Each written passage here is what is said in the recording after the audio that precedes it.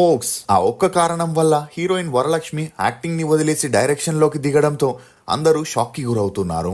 వివరాల్లోకెళితే చరిత్రలో ముందు నుండి మహిళా దర్శకురాళ్లు తెలుగులోనే కాదు ఏ భాషలోనైనా తక్కువే. కేవలం విజయ నిర్మల గారు ఒక్కరే అత్యధిక సినిమాలకి దర్శకత్వం వహించి గిన్నిస్ బుక్ ఆఫ్ రికార్డులో తన పేరుని లిఖించుకున్నారు. ఇక గతేడాది నీరజ కోన తెలుసు కదా అనే చిత్రంతో ప్రేక్షకుల ముందుకు రాగా, లక్ష్మీ సౌజన్య కూడా వరుడు కావాలననే మూవీతో తన టాలెంట్ ని రుజువు చేసుకునే ప్రయత్నం చేసినా ఆశించినంత ఫలితాలు దక్కలేదు. ఇక అలా తాజాగా వరలక్ష్మి శరత్ కుమార్ మెగా ఫోన్ ని పట్టి సరస్వతి అనే పేరుతో థ్రిల్లర్ మూవీని చేయగా, ఆ మూవీ టీజర్ ని డైరెక్టర్ గోపీచంద్ మలినేని చేతుల మీదుగా రిలీజ్ చేయడంతో వరలక్ష్మి ఎమోషనల్ అయింది. శ్రీ రాఘవేంద్ర జ్యోతిషాలయం శ్రీ రాఘవేంద్ర స్వామి ఉపాసకులు, ప్రముఖ జ్యోతిష్యులు, ప్రధాన తాంత్రికులు శ్రీ ఎంకే శాస్త్రి గారు మీ జీవిత సంపూర్ణ భవిష్యత్తు తెలుపగలరు. స్త్రీ పురుష వశీకరణం 100% గ్యారంటీ. భర్తను పరస్త్రీ వ్యామోహం నుండి విడిపించడానికి, భార్యను పరపురుష సహవాసం నుండి విడిపించడానికి, మీరు ఇష్టపడిన వారు మీ నుండి దూరమై ఉంటే స్త్రీ వశీకరణ, పురుష వశీకరణం, ప్రేమ సమస్య, అత్తాకోడళ్ల సమస్యలు, భార్యాభర్తల కలహాలు, లైంగిక సమస్య, సంతాన సమస్య, ఇంకా మీకు ఎటువంటి సమస్యలు ఉన్నా దైవశక్తి పూజలు చేసి పరిహారం చేయగలరు. అలా ఆమె మాట్లాడుతూ సినిమాకి దర్శకత్వం వహించడం వల్ల తన గొంతు పోయిందని, అయినా తామొక మంచి సినిమాను తీశామని, మీరిచ్చిన సపోర్ట్ వల్లే నేను ఇన్ని రోజులుగా ఇండస్ట్రీలో బ్రతుకుతున్నానని, ఇప్పుడు దర్శకురాలిగా లాంచ్ అయ్యానని, మీ అంచనాలు ఏమాత్రం తక్కువ కాకుండా సినిమాను తీశానని నిర్మాత బన్నీ వాసు నేను తీసిన సినిమా చూసి బాగుందని చెప్పగానే ఆ మాట విని నేను సక్సెస్ అయిపోయాననిపించిందని, ఇక గోపీచంద్ మలినేని తనకి బెస్ట్ ఫ్రెండ్, మెంటర్ అని, తనని తెలుగులో రీలాంచ్ చేసింది అతనేనని,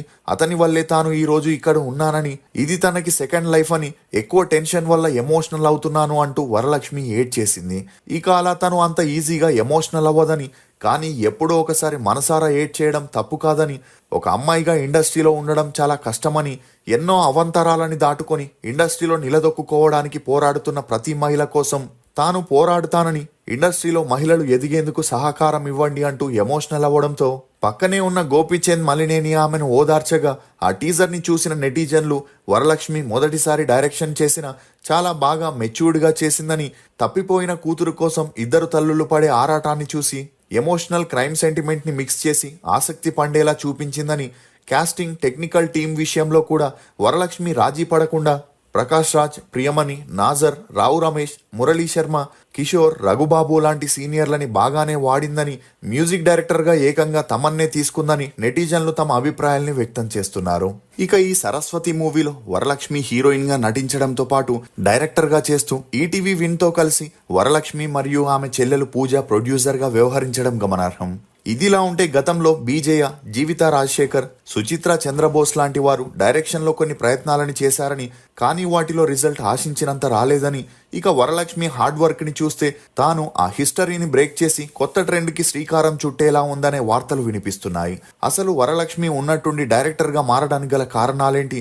ఈమెను లైంగికంగా వేధింపులకి గురి చేసిన ఆ వ్యక్తి ఎవరు? ఆల్రెడీ పెళ్ళై విడాకులైన వ్యక్తికి వరలక్ష్మి రెండో భార్యగా ఎందుకు వెళ్ళింది? ఈమె నెట్వర్త్ ఎంత అని నమ్మలేని నిజాల్ని ఈ వీడియోలో చెప్పడానికి నేను ప్రయత్నిస్తాను. మీరు మాత్రం ఈ వీడియోని పూర్తిగా చూడండి. వరలక్ష్మి శరత్ కుమార్ అలియాస్ వరలక్ష్మి.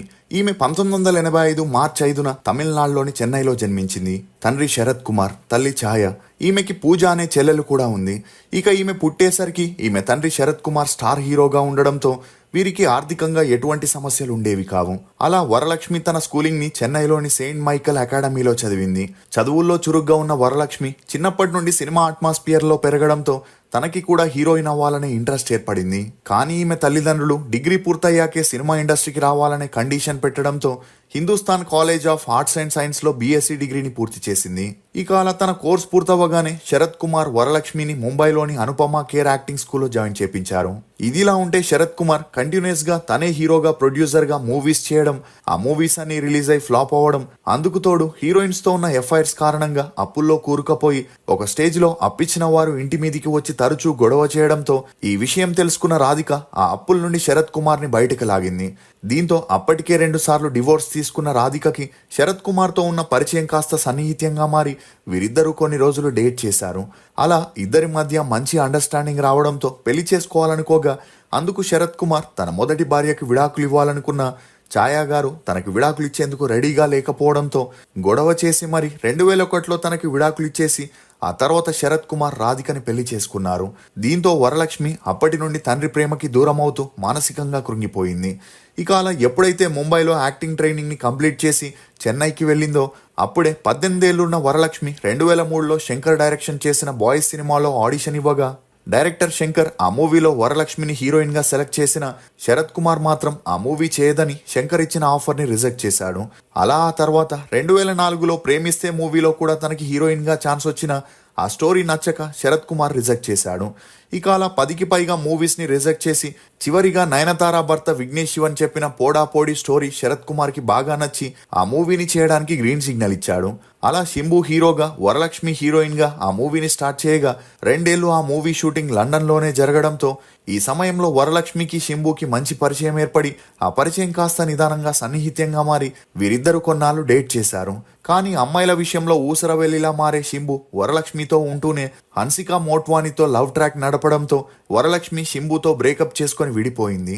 అలా వీరిద్దరూ యాక్ట్ చేసిన మూవీ కూడా భారీ ఎక్స్పెక్టేషన్స్ తో రిలీజ్ అయి ఫ్లాప్ అవడంతో ఏం చేయాలో తెలియని పరిస్థితుల్లో ఉన్నప్పుడే ఈమెకి విశాల్తో కలిసి మదగజరాజా మూవీలో హీరోయిన్ గా చేసే ఛాన్స్ వచ్చింది. కానీ ఆ మూవీ షూటింగ్ కంప్లీట్ అయిన కొన్ని ఆర్థిక సమస్యల వల్ల మధ్యలోనే విడుదల కాకుండా ఆగిపోయింది. కానీ ఆ షూటింగ్ సమయంలో విశాల్కి వరలక్ష్మికి మంచి అండర్స్టాండింగ్ రావడంతో వీరిద్దరూ 2014 నుండి డేట్ చేసాగారు. ఇక అలా వీరిని చూసిన వారంతా మేడ్ ఫర్ ఈచ్ అదర్ లాగా ఉన్నారని ఇద్దరు పెళ్లి చేసుకుంటే బాగుంటుందనుకున్నారు. కానీ 2019లో వచ్చిన మూవీ ఆర్టిస్ట్ ఎలక్షన్స్ లో శరత్ కుమార్ కి పోటీగా విశాల్ నిలబడగా ఆ పోటీలో వరలక్ష్మి విశాల్కే సపోర్ట్ చేసింది. అలా ఆ ఎలక్షన్స్ లో విశాల్ శరత్ కుమార్ ని ఓడించడంతో శరత్ కుమార్ తట్టుకోలేక విశాల్ ని తన ఎనిమీగా భావించి తన కూతురుతో ఉన్న రిలేషన్ ని బ్రేక్ చేశాడు. ఇక ఈ బ్రేకప్ తో జీవితంలో ఎప్పటికీ ప్రేమ పెళ్లి చేసుకోకూడదని డిసైడ్ అయిన వరలక్ష్మి తన కెరియర్ పై దృష్టి పెట్టింది. అలా కన్నడలో సుదీప్తో కలిసి మాణిక్యం అనే మూవీని చేయగా ఆ మూవీ రిలీజ్ అయి సూపర్ డూపర్ హిట్ అవ్వడంతో ఆ తర్వాత డైరెక్టర్ బాలాతో తారే తప్పట్టే అనే మూవీని చేయగా అందులో ఈమె చేసిన నటనకి మంచి అప్రిషియేషన్ ని అందుకొనింది. ఇక ఆ తర్వాత ఈమె హీరోయిన్ గా చేసిన మూవీస్ అన్ని ఫ్లాప్ అవడంతో ఏం చేయాలో తెలియని పరిస్థితుల్లో ఉన్నప్పుడే తమిళనాడులో famous satellite channel CEO Varalakshmi దగ్గరికి వచ్చి ఒక స్టోరీని చెప్పి, ఈ మూవీలో నువ్వు హీరోయిన్ గా చేయాలనుకుంటే అందుకోసం నువ్వు నాతో ఒక వారం హోటల్లో గడపాలని కండిషన్ పెట్టగా ఆ మాట విన్న వరలక్ష్మికి ఆకాశం తలపై వచ్చి పడినట్లయింది. ఎందుకంటే ఒక స్టార్ హీరో కూతురైన తనకే ఇలా కమిట్మెంట్ బాధలుంటే బయటున్న అమ్మాయిలకి ఎంతలా ఉంటుందో అనే ఆలోచనలో పడింది. అలా ఎక్కడికెళ్ళినా ఇవే కండిషన్స్ ని పెట్టడంతో హీరోయిన్ గా చేయకుండా సపోర్టింగ్ ఆర్టిస్ట్ గా చేయాలని డిసైడ్ అయి తెలుగులో వీరసింహారెడ్డి మూవీతో తన సెకండ్ ఇన్నింగ్స్ ని స్టార్ట్ చేసి తెనాలి రామకృష్ణ, BABL, క్రాక్, నాంది, రణం, పక్కా కమర్షియల్, యశోద అని బ్యాక్ టు బ్యాక్ 45 మూవీస్లో చేస్తూ బిజీ అయింది. ఇక అలా విశాల్ని ఎంతో గాఢంగా ప్రేమించిన వరలక్ష్మి ఎప్పటికీ తాను పెళ్లి చేసుకోకూడదనుకున్న ముంబైలో పెయింటింగ్ ఆర్టిస్ట్గా పనిచేస్తున్న నికోలాయ్ అనే అతను 2014లో ఒక ఆర్ట్ గ్యాలరీని స్టార్ట్ చేయగా ఆ గ్యాలరీ ఓపెనింగ్ కి సినిమా, టీవీ సెలబ్రిటీలని ఇన్వైట్ చేయడం జరిగింది. ఇక అందులో వరలక్ష్మి కూడా ఉండడం విశేషం. ఇదిలా ఉంటే నికోలాయ్కి అప్పటికే కవిత అనే ఆమెతో 2005లో పెళ్లి జరగగా వీరికి ఒక అమ్మాయి పుట్టాక నికోలాయ్కి రేష్మా అనే ఆమెతో పెరిగిన మంచి పరిచయం కారణంగా 2015లో తన భార్యకి విడాకులు ఇచ్చేసి రేష్మాతో లివింగ్ టుగెదర్లో ఉంటూ వచ్చాడు. అలా వీరిద్దరూ పెళ్లి చేసుకోబోతున్నారనే వార్తలు హల్చలైనా ఉన్నట్టుండి వరలక్ష్మితో పెరిగిన మంచి సన్నిహిత్యం కారణంగా 2020లో నికోలాయ్ రేష్మాతో కూడా బ్రేకప్ చేసుకున్నాడు. అలా అప్పటి నుండి వరలక్ష్మి ఎక్కువగా బాంబేలోనే ఉంటూ నికోలాయ్తో టైం స్పెండ్ చేస్తుండగా ఒక స్టేజ్లో వీరిద్దరికి మంచి అండర్స్టాండింగ్ రావడంతో పెళ్లే వద్దనుకున్న వరలక్ష్మి 2024 జూలై 3న నికోలాయ్ని పెళ్లి చేసుకొని వీరిద్దరూ ఒకటయ్యారు. అలా పెళ్లి తర్వాత వరలక్ష్మికి చెప్పుకోదగ్గ పాత్రలు రాకపోవడంతో తనే డైరెక్టర్గా చేసి తన సత్తాని చాటుకోవాలనుకునింది. ఎందుకంటే ఇండస్ట్రీలో ఎంత సక్సెస్ ఉన్నా ఛాన్స్ కావాలంటే ప్రొడ్యూసర్లు, డైరెక్టర్లు చెప్పినట్లు వారితో క్లోజ్గా ఉండాల్సి వస్తుంది. కాబట్టి వరలక్ష్మి డైరెక్షన్ సైడ్ వచ్చి తన మూవీస్ని తానే తీసుకోవాలనుకునింది.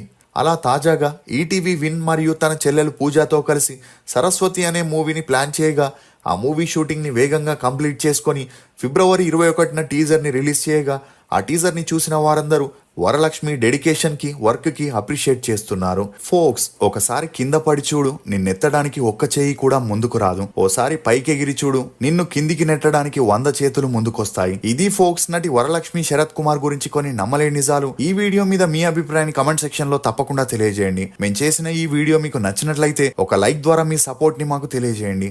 For more interesting videos please subscribe to CR Voice.